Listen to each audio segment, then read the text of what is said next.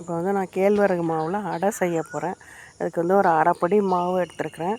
அதை வந்து வெந்நீரை கொதிக்க வச்சு இடியாப்பம் மாவு பிணையிற மாதிரி உப்பு மட்டும்தான் போட்டிருக்கேன். அதில் போட்டு நல்லா பிணைஞ்சி எடுத்துக்கணும். அதில் வந்து மாவை ரெண்டாக பிரிச்சுருக்கேன். ஒன்று சப்பாத்திக்கு, ஒன்று அடக்கி வச்சுருக்கிறேன். அந்த அடக்கி இருக்கிற மாவில் ஒரு கை முருங்கைக்கீரை, ஒரு கை தேங்காய், நல்லா ஒரு கப் மிளகாயம் பொடியாக கட் பண்ணது, இதையும் போட்டு நல்லா ஒரு அரை ஸ்பூன் மிளகாத்தூள், இதையும் போட்டு நல்லா பிணைஞ்சி உருட்டி எடுத்துக்கணும். ஒரு வாழை இலையை வச்சு நல்லா நைஸாக மெல்லிசாக தட்டணும். உங்களால் எவ்வளோ மெல்லிசாக தட்ட முடியுமோ அந்த அளவுக்கு தட்டலாம். அது மொத்தமாக ரொட்டி மாரியெல்லாம் தட்ட வேண்டாம்.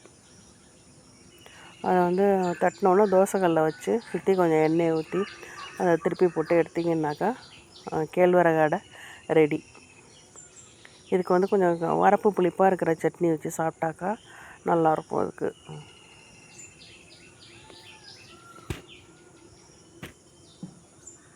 இது சின்ன பிள்ளைங்களும் சாப்பிடுவாங்க, கொடுத்தாக்கா விரும்பி சாப்பிடுவாங்க. சப்பாத்தி இந்த அடை பாருங்கள் எவ்வளோ சாஃப்டாக இருக்குதுன்னு. அப்படியே அடை மாதிரியெல்லாம் கிடையாது, மொத்தமாக ரொட்டி அந்த மாதிரிலாம் இல்லை, ஆனால் நைஸாகவே நல்லாவே இருக்குது. அடுத்தது இந்த சப்பாத்தி மாவை எடுத்து ஒரு வாழை இலையில் வச்சு சுத்தமான பாலித்தீன் கவர் ஒன்று மேலே போட்டு சப்பாத்தி கட்டையை எடுத்து சப்பாத்தி தேய்க்கிற மாதிரியே தேய்க்கணும்.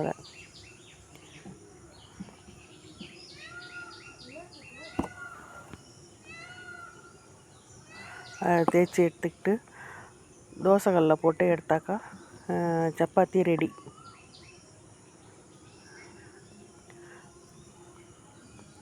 இதுவும் மெல்லிசாகவே இருக்கும். இதுக்கு வந்து சிக்கன் குழம்பு கூட வச்சு சாப்பிட்டிங்கன்னா ரொம்ப நல்லாயிருக்கும். அது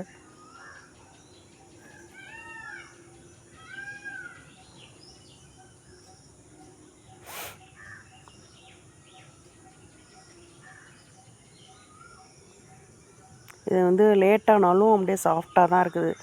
விரைச்சி போய் ரொட்டி மாதிரியெல்லாம் அது மாதிரியெல்லாம் ஆகலை.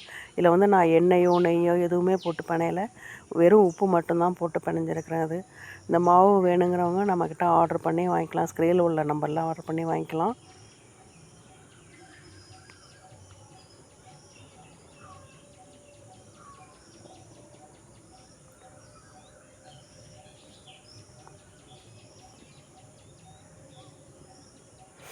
இப்போ சப்பாத்தியும் ரெடி. இது வந்து டயட்டை மெயின்டைன் பண்ணுறவங்களுக்கெல்லாம் இது வந்து செஞ்சு கொடுக்கலாம். இது வந்து பெரிய கஷ்டம் கிடையாது, ஈஸி தான். இதுவும் எவ்வளோ சாஃப்டாக இருக்குது பாருங்கள், அப்படியே துணி மாதிரியே இருக்குது. இது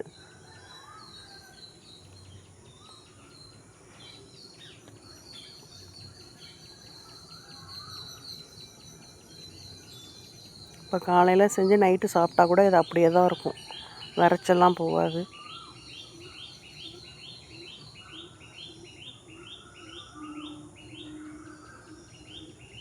நல்லாயிருக்கும். இந்த வீடியோ பிடிச்சவங்க ஒரு லைக் பண்ணுங்கள், ஷேர் பண்ணுங்கள், சப்ஸ்கிரைப் பண்ணுங்கள். வீட்டில் செஞ்சு பாருங்கள்.